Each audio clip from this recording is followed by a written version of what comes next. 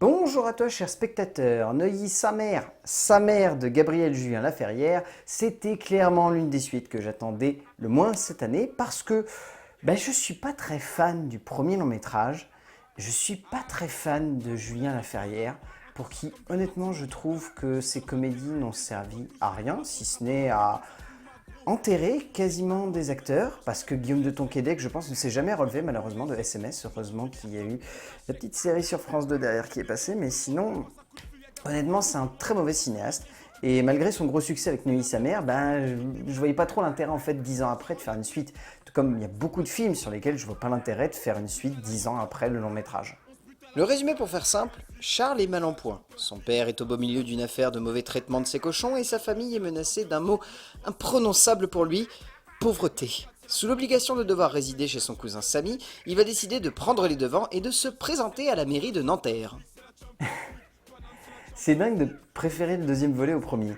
Euh, c'est plutôt drôle. Après, c'est très limité comme long métrage.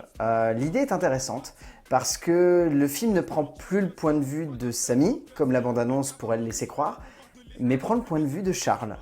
Et j'aime beaucoup cette idée parce que ça embrasse un aspect de la comédie que j'avais complètement oublié, la satire. Parce qu'en France, on n'est pas trop proche de la satire, ou quand on fait de la satire, on essaye de s'éloigner le plus possible du monde politique. Les Américains sont plus calés d'ailleurs dans ce type de cinéma-là. Et en France, nous, la satire, c'est plutôt de la satire sociétale, c'est rarement de la satire politique. Et ça marche bien parce que Julien Laferrière se donne les moyens à un point où j'ai halluciné du nombre de caméos politiques qu'il y a dans ce film. Ce sont vraiment des caméos qui sont assumés et ça fonctionne. Après, le film est ce qu'il est, c'est-à-dire une comédie extrêmement pauvre. C'est une comédie qui a une trame narrative hyper limitée, qui a un ensemble narratif qui se limite à que dalle en fait, qui a toute une batterie de petites histoires à côté où on n'en a rien à péter, mais l'aspect politique fonctionne à 200%. Et je sais que ça embête beaucoup d'entre vous quand je parle de politique, mais honnêtement, là, ça marche. Si ce n'est pas le cinéma qui viendra à la politique, c'est la politique qui viendra au cinéma. Et je sais que beaucoup d'entre vous pensent que les deux n'ont pas vraiment grand-chose à voir, mais pourtant il faut bien avouer que celle-ci a pourtant sa place au cœur du 7e art, presque autant que le mélodrame fait partie de celle-ci. Julien Laferrière revient presque 10 ans après son énorme succès derrière la caméra pour donner une suite, plus aux aventures de Charles que de Samy, pour un métrage assez surprenant, quoique extrêmement classique, mais surtout une œuvre drôle, voire même très drôle par moments, et une comédie politique assez jouissive et jubilatoire par instant. Alors en termes d'écriture, donc c'est basé sur une idée de Jamel Ben Salah, donc qui avait composé les personnages dans le premier film, et c'est coécrit avec Marc de Chauvron. Marc de Chauvron qui n'est pas forcément un cinéaste avec qui la politique rime le mieux, puisque c'est donc le frère de Philippe de Chauvron, et c'est le co-scénariste de À Bras ouverts. Heureusement, ici, l'aspect politique est beaucoup plus subtil et j'ai beaucoup aimé ça en fait. Je pourrais m'attarder sur les nombreux points négatifs qu'il y a dans ce scénario, qui résident notamment dans l'utilisation de ridicule des parents, qui résident dans toute la romance avec Samy, mais ce ne serait pas rendre à César ce qui est à César et rendre à Charles ce qui est à Charles, parce que honnêtement, l'écriture des deux auteurs réside avant tout dans la composition du personnage de Charles, qui est pour moi un personnage très intéressant. C'est un personnage qui est la synthèse parfaite de ce qu'est devenue la France au fil de ces nombreuses années au terme de politique. Le film brasse 10 ans. Les 10 ans qui séparent le premier long métrage de celui-ci. Dans ces 10 années, il y a la métamorphose de Charles. La métamorphose de Charles, pour moi, synthétise parfaitement ce qu'il s'est passé en termes de politique sur les 10 dernières années. C'est un film qui cristallise un changement qui a été imprévisible, et notamment en termes d'électorat, ce qui s'est passé. C'est-à-dire que l'électorat s'est rajeuni et que Charles est la parfaite synthèse en fait de l'électorat d'un certain, comment on pourrait l'appeler, l'insoumis. C'est parfaitement synthétisé, je trouve, et c'est peut-être ce qui cristallise le mieux la justesse d'écriture en fait des deux cinéastes. On sent qu'ils ont voulu avant tout raconter la naissance d'une autre manière de penser à la politique, et j'ai beaucoup aimé ça parce que ça donne une vraie ambivalence et une portée qui est très intéressante. Et après, ça n'enlève pas que le film a de nombreux défauts. Le plus gros souci, c'est donc que la trame narrative, qui ne repose finalement que sur des éléments qui n'amènent à rien de plus qu'un tout assez bâtard, et voire même par instants assez ridicule en termes de profondeur. Car à moins que ce soit une critique de l'aspect le plus caricatural du mélodrame qu'est le monde politique, il faut bien avouer que c'est vide. La partie où Charles progresse en politique, pourquoi pas. Mais la pseudo-romance derrière avec Sammy, il faut bien avouer que cela ne sert à rien, et on sent que les deux auteurs s'en moquent royalement de tout cela, tant la profondeur et la cohérence de celle-ci leur apportent peu finalement. En termes de mise en scène, il n'y a pas vraiment grand chose à dire. Julien Laferrière, il s'en sort avec tout juste les honneurs en parvenant à peu près à donner un certain graphisme et une certaine portée en termes de scénographie à son film.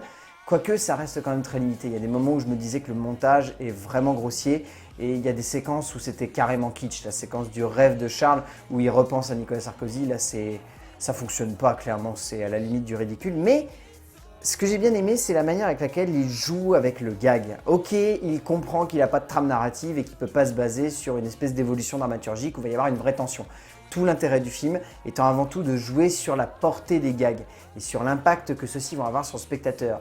Cette espèce de Donald Trump d'extrême droite, ce jeu avec les différentes séquences où le père justement de Charles va se retrouver à devoir faire copain-copain avec la communauté qui l'entoure pour justement se révéler et se réveiller. Ces idées-là sont assez intéressantes et démontrent bien que Julien Laferrière, c'est quelqu'un qui, malgré le côté extrêmement grossier de ses films, sait comment mettre en scène le gag. Et des fois, ça foire, comme la plupart de ses précédents métrages, mais des fois, ça réussit à être assez bon. Et pour moi, ce film est la parfaite synthèse de ça. C'est pas un grand film, c'est pas un grand métrage, c'est pas un film qui parvient à être inventif ou une œuvre qui est assez originale dans son concept, c'est simplement un métrage que Julien Laferrière sait comment mettre en scène. J'adore l'aspect politique et comique de cette joyeuse bande de délurés que le cinéaste met en scène avec une certaine ironie. Et franchement, même si cela sonne clairement comme du lourdingue par instant, il faut bien avouer que le tout a une certaine cohérence finalement et que cela donne lieu à une comédie surprenante. Il n'y a pas de profondeur dramatique en termes de scénographie et l'impact émotionnel est rarement là. Et que dire de tous ces instants avec les parents peu intéressants.